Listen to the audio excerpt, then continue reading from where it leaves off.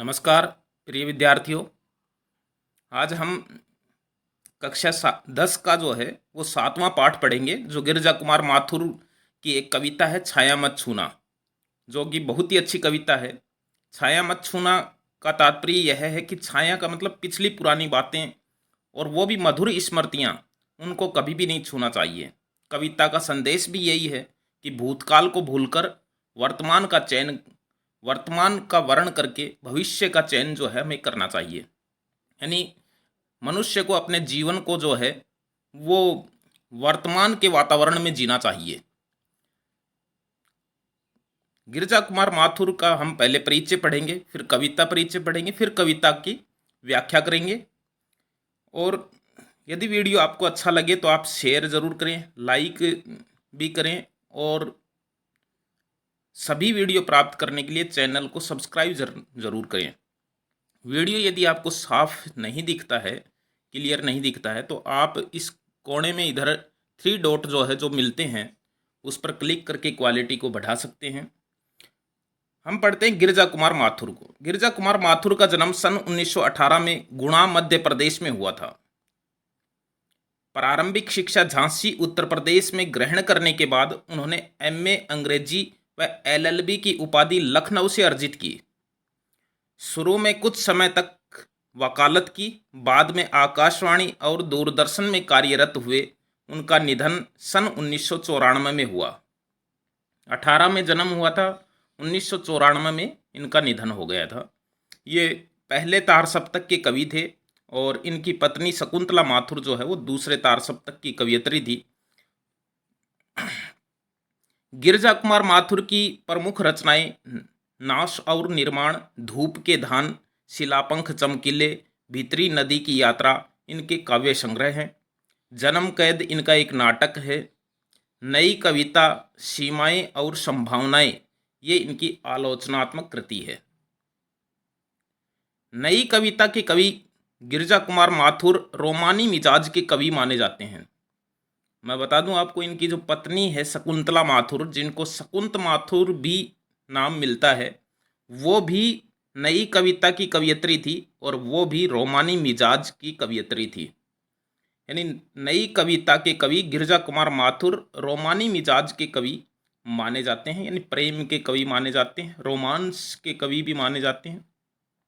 वे विषय की मौलिकता के पक्षधर तो हैं, परंतु शिल्प की विलक्षणता को नज़रअंदाज करके नहीं है। कहता विषय में मौलिकता है उनके, लेकिन ऐसा नहीं है कि उनकी कविता की कारीगरी में कोई कमी है। कहता वो भी बहुत अच्छी है।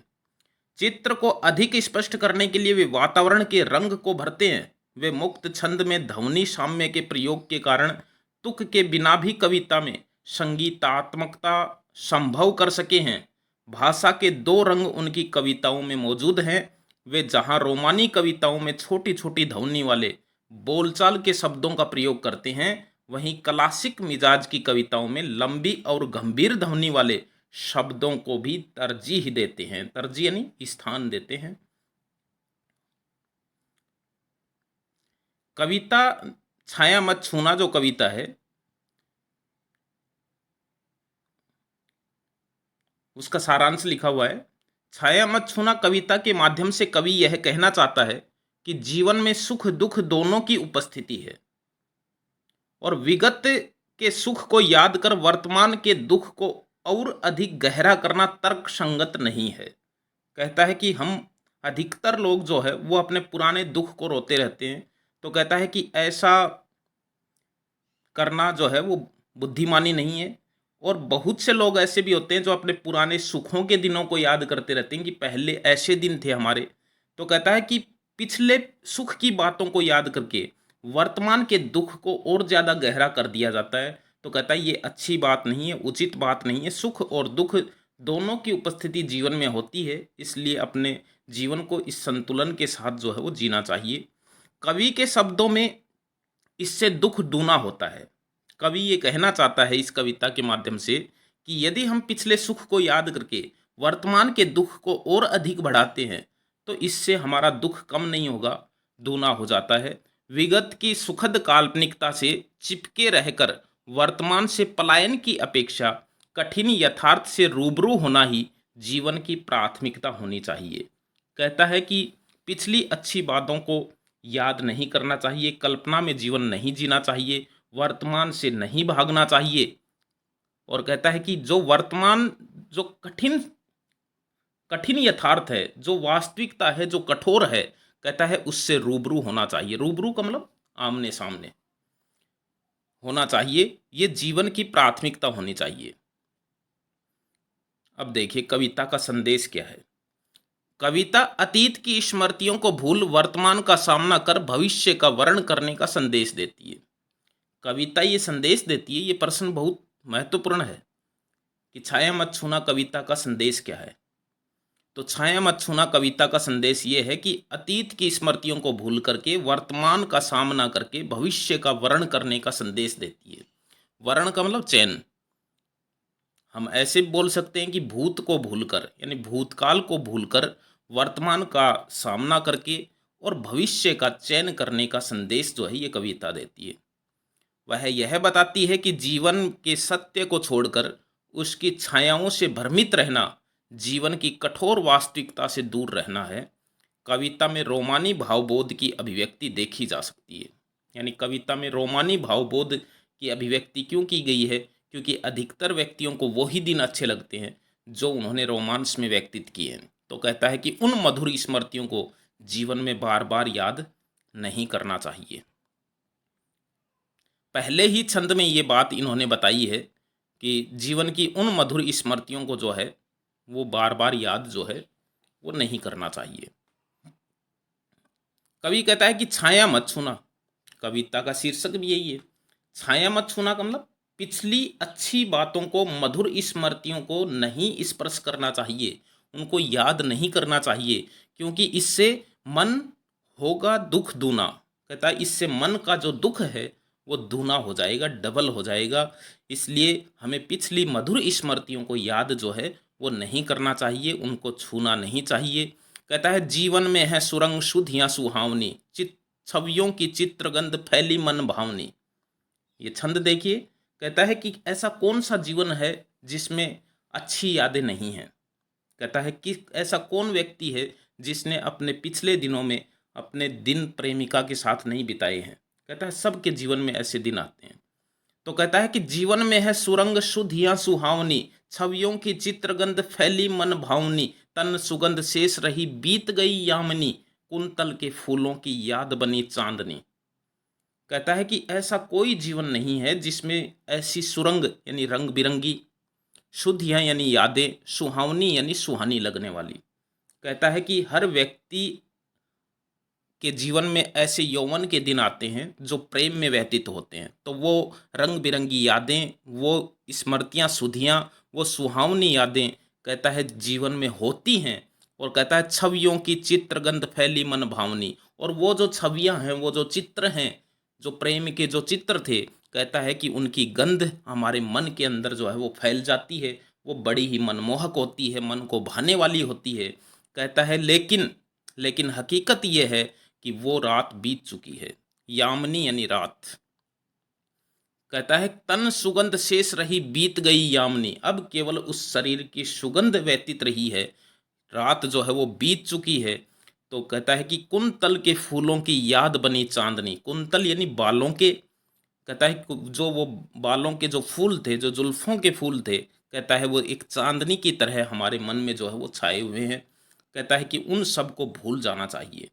कहता है भूली सी एक छुअन बनता हर जीवित क्षण। कहता है वो भूली सी जो एक स्पर्श रहा हुआ है, कहता है वो हर एक क्षण जो है वो जिंदा हो जाता है हमारी आंखों के सामने।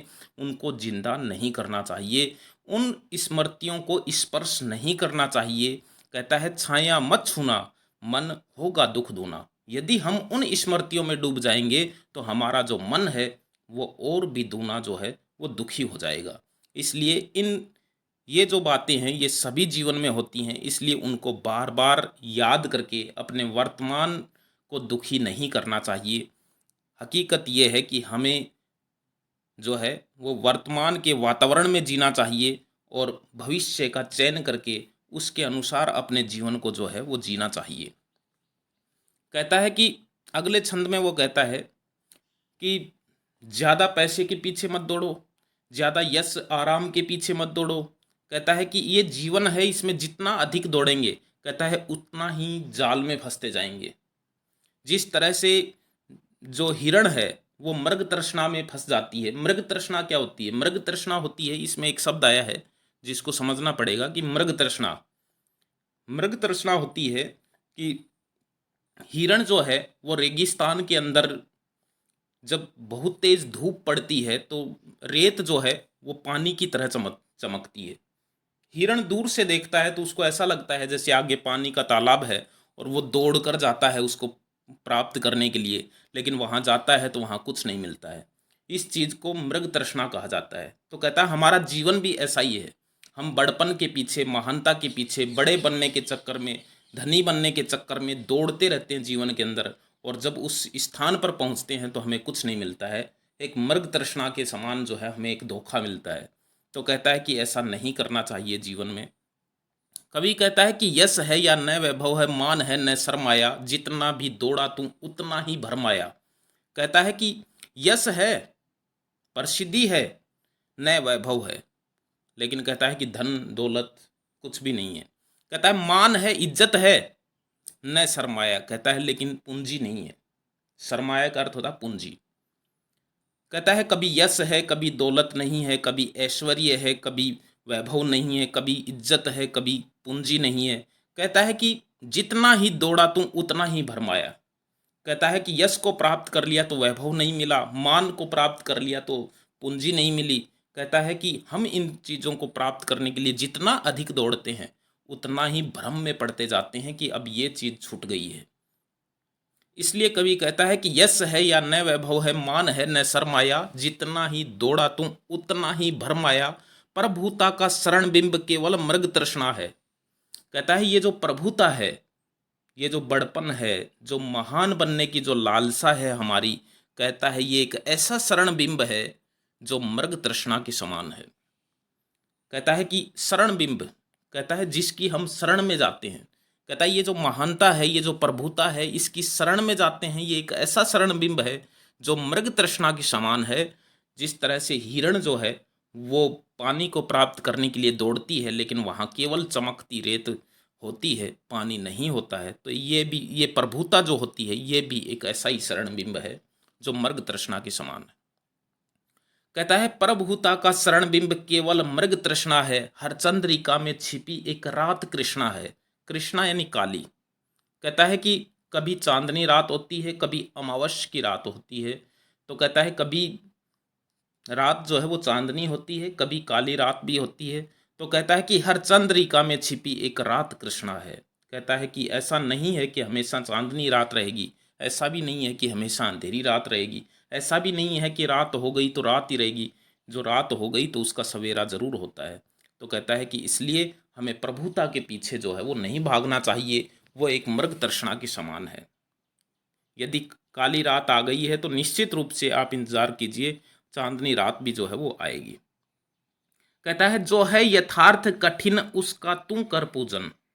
हे मनुष्य, यदि ये यथार्थ वर्तमान, यदि आपका यथार्थ वास्तव जो है वो आपका यदि कठिन है, तो कहता है तू उसका पूजन कर, उसकी पूजा कर, उस कठोर यथार्थ की पूजा कर। यदि हम संघर्ष करेंगे जीवन में, तभी जो है वो हम कामयाबी को हासिल कर सकते हैं। कहता है बिना संघर्ष किए, बिना पसीना बहाइए, बिना कठिनता का सामना किए, कहता है कि कभी भी जो है वो अच्छा भविष्य जो है वो हमारा नहीं हो सकता है। इसलिए जो यथार्थ कठिन है उसका पूजा करनी चाहिए उसकी, और अच्छे भविष्य का चयन करके हमें उसके को प्राप्त करने के लिए प्रयास करना चाहिए। कहता है छाया मत छूना, मन होगा दुख दूना। कहता है इसलिए हमें छायाओं को नहीं छूना चाहिए, इससे हमारा मन जो है वो दूना हो जाता है। अंतिम छंद है इस कविता का। कवि कहता है कि दुविधाहत साहस है, दिखता है पंथ नहीं। कहता है जब हम उलझन में फंस जाते हैं कि क्या करें क्या न करें, तो कहता है कि ये एक ऐसी दुविधा है जो हमारे साहस को ख़त्म कर देती है, उसकी हत्या कर देती है। हत, हत यानी मारना, हत्या करना। कहता है दुविधा हत साहस है। कहता है दुविधा जो है वो साहस को मार देती है। दिखता है पंथ नहीं, कहता है कोई भी रास्ता हमें दिखाई नहीं देता है कि हमें आगे जीवन में क्या करना चाहिए, क्या नहीं करना चाहिए। तो कहता है कि दुविधा हत साहस है, दिखता है पंथ नहीं, देह सुखी हो पर मन के दुख का अंत नहीं, दुख है न चांद खिला सर्द रात आने पर, क्या हुआ जो खिला फूल रस बसंत जाने पर। कहता है कि यदि क्या हो गया, यदि हमें जीवन के अंतिम पड़ाव में सफलता मिली तो भी क्या हो गया, सफलता तो मिली। कहता है ये दुख नहीं मनाना चाहिए कि मुझे सफलता बहुत लेट मिली। कहता है कि फूल यदि बसंत के जाने पर भी खिलता है तो उसकी भी एक खुशी होती है कि बसंत में न खिलने से दुखी नहीं होना चाहिए, बल्कि बसंत जाने के बाद में भी यदि हमारे प्रयासों से बस फूल खिलता है जीवन में तो फिर उससे भी जो है वो खुश होना चाहिए। इसलिए कहता है दुविधा में नहीं रहना चाहिए। कहता है दुविधा हत साहस है, दिखता है पंथ नहीं। दुविधाएं जो होती हैं वो हमारे साहस को खत्म कर देती हैं और हमें जीवन में कोई रास्ता दिखाई नहीं देता है। कहता है देह सुखी हो पर मन के दुख का अंत नहीं। ऐसा करने से, दुविधाओं में फंसने से हमारी देह जो है वो तो सुखी हो सकती है, लेकिन हमारे मन का दुख जो है उसका अंत कभी नहीं होता है। कहता है दुख है न चांद खिला सर्द रात आने पर। कहता है हमें ये दुख रहता है कि सर्दी की रात आ गई है लेकिन चांद हमारे जीवन में नहीं खिला है। तो कहता है कि इसका दुख नहीं होना चाहिए। कहता है क्या हुआ जो खिला फूल रस बसंत जाने पर। कहता है यदि क्या हो गया, यदि फूल बसंत के जाने के बाद में खिलता है। कहता है लेकिन खिला तो है। चांद क्या हुआ जो सर्द रात में नहीं आया, कैसी भी रात में आए लेकिन आया तो है। तो कहता है हमें दुविधाओं में जो है वो नहीं रहना चाहिए। हमें सफलता यदि लेट मिलती है तो उसका भी इंतज़ार, उसका भी स्वागत जो है वो जीवन में करना चाहिए। कहता है कवि कि जो न मिला भूल उसे, कर तुम भविष्य वर्ण। कहता है जो जीवन में मिला नहीं है उसको भूल जाना चाहिए और अच्छे भविष्य का वर्ण, अच्छे भविष्य का चयन जो है वो करना चाहिए। छाया मत छूना, मन होगा दुख दूना। यानी हमें छायाओं को, स्मृतियों को, सुखद स्मृतियों को जो है वो नहीं छूना चाहिए और इससे मन जो है वो दुख दूना होता है। तो इस कविता का संदेश भी यही है कि भाई आप अतीत जो है उसको भूल जाइए और वर्तमान जो है उसका सामना कीजिए और अपने भविष्य का वर्ण कीजिए। वर्ण का मतलब चयन कीजिए। ये इस कविता का संदेश है और बहुत अच्छी कविता है। फिर मिलेंगे एक अच्छी कविता के साथ, तब तक के लिए